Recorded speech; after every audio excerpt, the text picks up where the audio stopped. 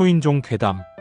이 사건은 아파트, 오피스텔, 주상복합 등 주거지역에서 발생한 미스터리한 사건입니다. 이 사건의 자료 출처는 나무위키 사건 사고 관련 정보입니다. 발단.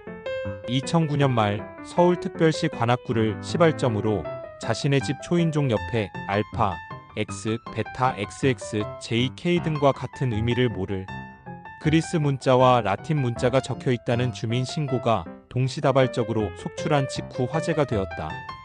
더욱이 CCTV에도 벽에 뭔가를 적는 사람이 확인되지 않은 탓에 정체불명의 라틴 문자를 벽에 적고 사라진 사람에 대한 공포만 커졌다.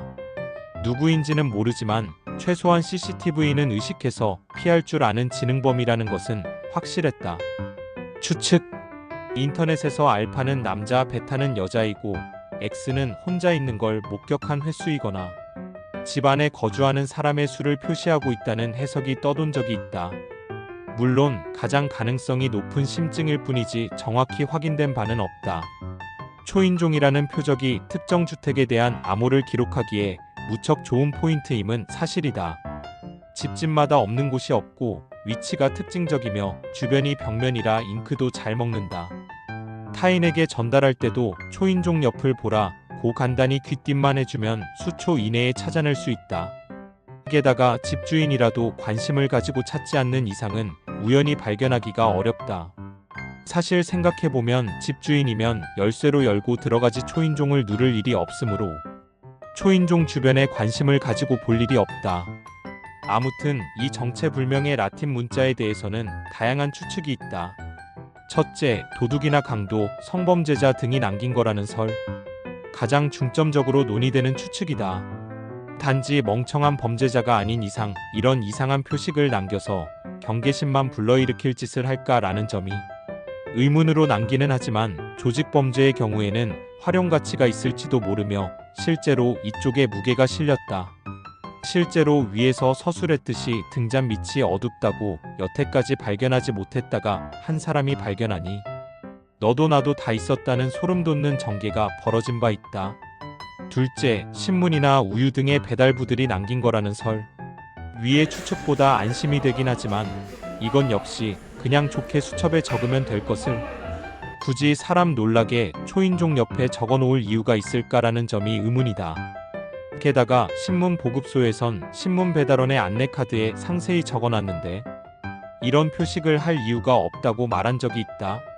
셋째, 사이비 종교 집단이 남긴 거라는 설. 사이비 종교 집단에서 종교적이거나 주술적인 이유 혹은 포교 활동 중 재방문을 위해 남긴 표식이라는 추측이다. 하지만 이건 역시 그저 추측에 불과할 뿐 진실은 불명확하다. 실제로 포교전도 활동을 하는 경우 개인의 노하우 중 하나로 스티커를 붙여서 관심을 가진 사람이 있음을 표시하기도 하는데 이를 체계화하여 하나의 단체, 소속 집단에서 활용할 수 있다. 물론 대부분은 정보카드 등을 활용해서 별도로 기록 및 보고한다. 넷째, 배달부와 범죄자인 듯 사이비 종교가 협력해서 남긴 거라는 설. 배달부는 직업 특성상 자기 섹터를 훤히 꿰고 있으며 같은 주소에 반복 방문하는 경우도 많다.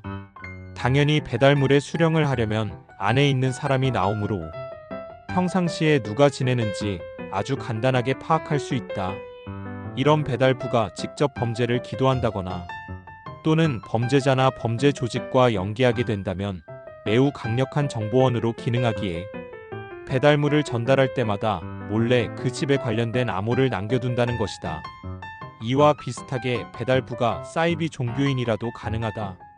다섯째, 그냥 어린애들이 낙서한 거라는 설.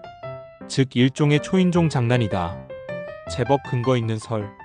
그러나 왜 굳이 그런 곳에 낙서를 해놓았냐는 반박도 있다.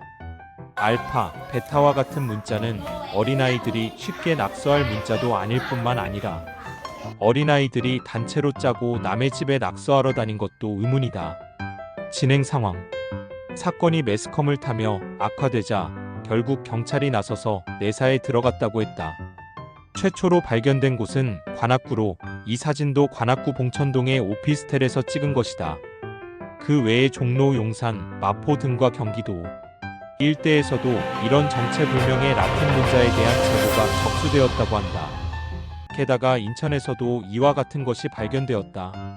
어쩌면 정말로 단독범의 소행이 아닐지도 모른다. 혹은 모방범이 나타났을 수도 있다. 각지에서 이런 라틴 문자가 발견되고 있다고 하니 정말 남의 일이 아니다. 사족을 붙이자면 이는 중국에서도 일어난 일이다. 한국 유학생들이 많이 사는 오도구 지역의 아파트에서 자주 보이며 실제로 몇몇은 강도를 당했다고도 한다. 경찰 측에선 이것이 범죄와 연루되었다는 정황을 확인하지 못했다고 했다. 이렇게 눈에 띄는 곳에 암호를 표시한다거나 하는 식은 주변인들의 경계심만 자극할 뿐이고 정신 제대로 박힌 범죄자라면 이러지는 않을 거라고 하지만 범죄 자정신 제대로 박힌 사람이란 공식이 성립하는 건 아니다. 대책은 그저 발견하는 족족 물파스, 지우개나 화이트로 지우는 한편 발견 시점을 중심으로 CCTV 확인을 해보는 수밖에 없다. 물론 흔적을 지운다고 해서 누군가의 표적 또는 장난 대상, 물망에 올라있다는 사실 자체는 바뀌지 않겠지만 사실 범죄자의 소행이라면 간단히 다른 숫자나 라틴 문자 여러 개를 적어두는 것이 더 좋을지도 모른다. 보통 혼자 있는 집을 범죄 대상으로 노릴 테니까 말이다. 2010년 1월 8일 SBS 큐브에서 방영한 내용에 따르면 위 추측들 중에서 우유나 식문, 요구르트를 배급하는 쪽에서 후임자에게 인수인계를 할 때 표시를 한다는 것과 일부 종교단체에서 방문하여 사람을 만났다 또는 못 만났다 여부를 체크하기 위해 특정 기호로 표시한다는 점은 사실로 확인되었다. 방송 자체는 그런 것이니 안심해도 좋다는 식으로 매듭을 지었지만 모든 표식을 저 사례와 일치하는 것으로 보는 것 역시 어렵기 때문에 의구심을 품는 사람들도 많다. 2014년 9월 25일 이 괴담이 실제 입증된 사례가 발견되었다. 경찰 발표에 의하면 대구 지역 아파트의 초인종들 중에서 도둑 맞은 집 초인종에는 달러 표시가 되어 있었다고 한다. 2016년 4월경 공무원 시험 응시생인 송모 씨가 정부 서울청사 인사혁신처에 침입한 사건이 일어나면서 또 화제가 되었다. 방비가 삼엄해야 할 국가 핵심 기관에 유유히 침입한 것은 바로 이 문가의 표식 때문이라는 것이다. 여기서는 송 씨가 직접 적어놓은 것은 아니고 청소업체 용역 직원들이 공무원들 출근하기 전에 실내 청소를 마쳐야 했기에 문가에 도어록 비밀번호를 적어놓은 것이라고 하는데 직원 편의를 위해 국가 핵심 기관을 그렇게 안일하게 운영해도 되냐고 욕을 잔뜩 먹었다. 2018년에는 영국에서 개 도둑들이 이 괴담과 비슷하게 개를 훔치기 위해 표적으로 삼은 집의 담장이나 담벼락에 표식을 남긴 사례가 보도되었다. 2022년 4월에는 서울 송파구 어느 아파트의 소화전에 입주민의 이름과 5759, 9575 같은 숫자가 적혀 있었다고 한다. 네이버 검색 결과에서 나온 5759와 9575가 각각 어린아이, 유아, 젖먹이로 나오는 것은 고대 히브리어 단어의 뜻이라고 알려졌는데 정확히는 제임스 스트롱이 연구를 위해 성경에서 반복되는 단어의 번호를 매겨 찾기 쉽게 하기 위한 스트롱 코드이다. CCTV 조사 결과 우체국 직원이 혼동을 방지하기 위해 적은 것으로 밝혀졌다. 2022년 7월에는 은평구에서 여성이 혼자 사는 집들의 대문에서 의문의 표식이 발견되는 일이 일어난 적이 있었다. 매체에서의 등장. 이 괴담을 모티브로 손현주, 전미선, 문정희 주연의 스릴러 영화가 개봉되었다. 제목은 숨바꼭질. 2013년 8월 14일 개봉했다.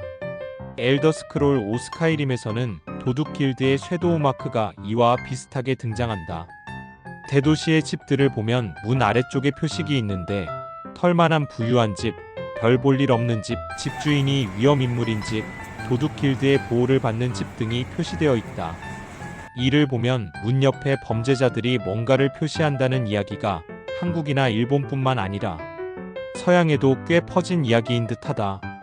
이 괴담은 여러 추측이 있었지만 범죄와 연루되었다는 사실을 밝히고 단지 배달부나 종교단체의 표시로 결론지었지만 범죄에 이용될 수단이 될 수 있으므로 항상 조심해야 합니다. 그러면 다음 시간에 뵙겠습니다. 감사합니다.